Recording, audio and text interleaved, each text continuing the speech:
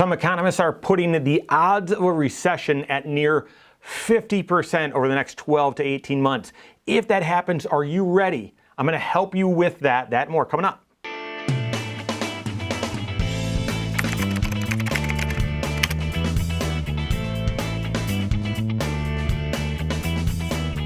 My name is Mike Bernard. I'm the host of the Wise Money Show. I'm also one of the certified financial planners right here at Korhorn Financial Group. Make sure you hit that subscribe button, turn on notifications, and smash that thumbs up button. All right, are we heading into a recession? I hope not. And I'm still hopeful that we're not going to see that in the next 12 to 18 months. At some point we will. I mean, the economy expands, it contracts, expands, contracts. But with the amount of volatility that we've seen in the stock market this year, the headwinds that we're facing with the Fed needing to start tightening and be more aggressive with their monetary policy, there's been lots of calls that we're about to head into a recession over the next 12 to 18 months. And they're valid claims, okay? If we do see a recession, financially, are you prepared? What could you do? What should you do right now if we knew a recession was on the horizon? We'd see one in the next 12 to 18 months. Well, I'm going to help you with that. But before I do, a couple of things. Recession isn't just a drop in the stock market. It's not a feeling. Technically, the definition of a recession is 2 consecutive quarters of negative GDP, where the GDP, the economic activity, has actually shrunk 2 consecutive quarters, okay?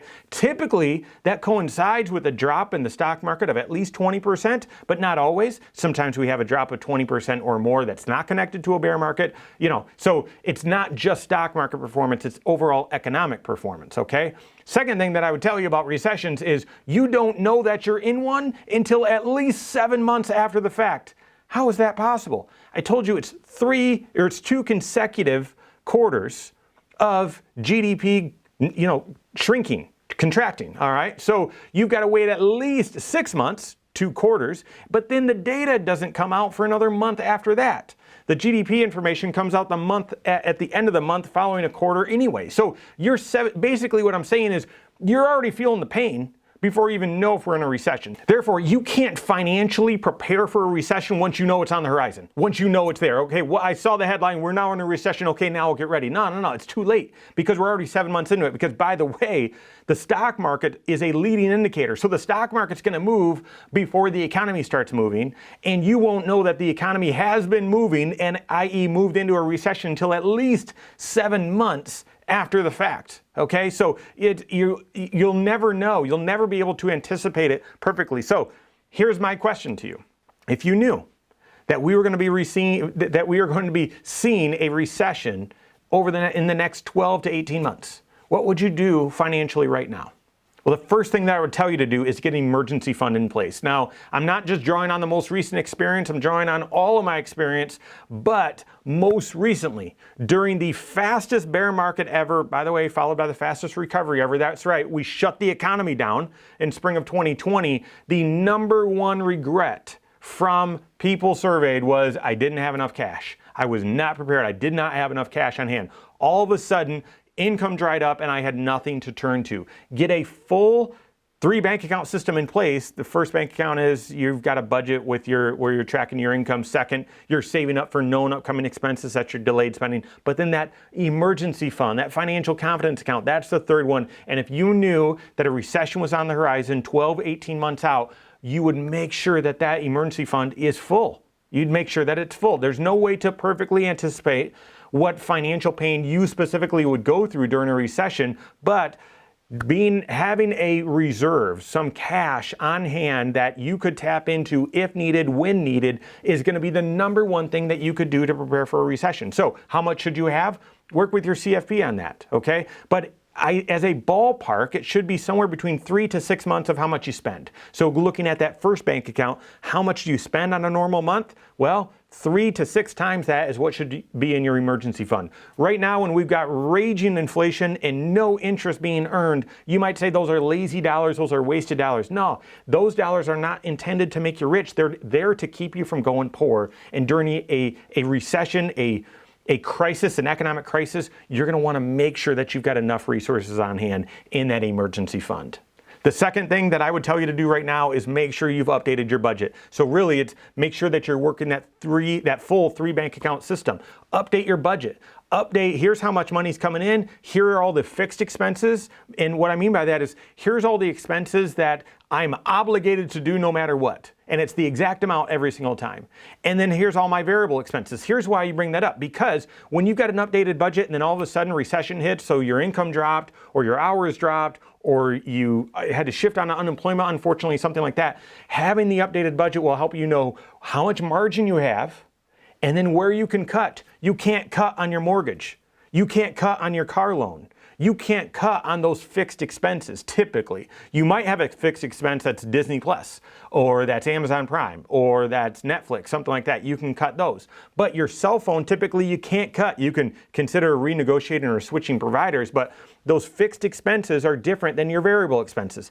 Variable expenses are also going to come up every single month, but you've got some discretion over them, okay? So going out to eat, yep, you could choose. And during a recession, you're going to want to know, hey, we typically spend $300 going out to eat. I have no idea. And therefore, we're going to need to cut it back to 100, something like that. I have no idea, all right? But making sure that you've got a full 3 bank account system, specifically an updated budget, so that you know here's where we can cut and here's how much margin we have if my income changes because we enter a recession. Updating that budget is also going to help you with number 3. And the number 3 thing is I would have you pay off as much debt as possible going into a recession. Pay off as much debt as possible. Now, I'm saying that's third. That's after you've filled up your emergency fund. But the second reason why I bring that up is if your income is going to get squeezed, the more of your income that's going to these fixed debt obligations, you're not nimble enough, right? Those are dollars that you need to be using for needs as opposed to paying for things that you already experienced or already bought the month before, a couple months before, or a year before, right? So if that's you right now and you've got some consumer debt, you've got some car loans, I'd figure out, well, what payment, how much could you make, how much could you pay on these loans between now and the next 12 months or 18 months or even 2 years to get them paid off by then? So that if and when we see that recession, if it's within that time frame, you'll have made as much progress on freeing up that cash flow, on getting rid of that debt burden as possible. Going into a recession carrying consumer debt that you could have and should have maybe done some hard work to clean up, it's an uncomfortable position. Again, you're not nimble enough. Figure out how to pay off as much debt as possible before going into a recession.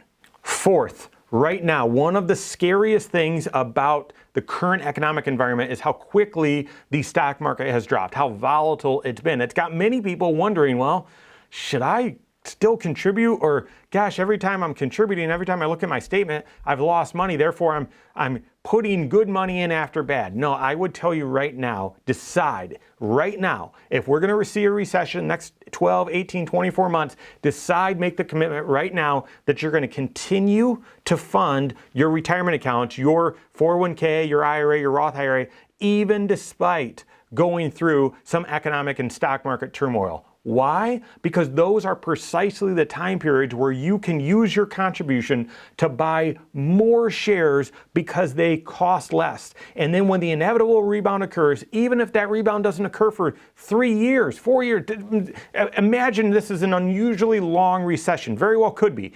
Preceded, a year ago we were calling this thing the everything bubble. What if this was the everything bubble and it burst and it does take a long time to get through this? Well, you're going to be able to buy a lot of shares at very low prices, and when they inevitably do rebound, even if they take a long time, you're going to want to make sure that you've got as many shares as possible ready to get that rebound, right? The only way to do that is to continue to invest when it doesn't feel good, when you're losing money, when the account values are going down. Continuing to invest during those time periods is what helps you have more shares and just catapult on that rebound when it inevitably occurs.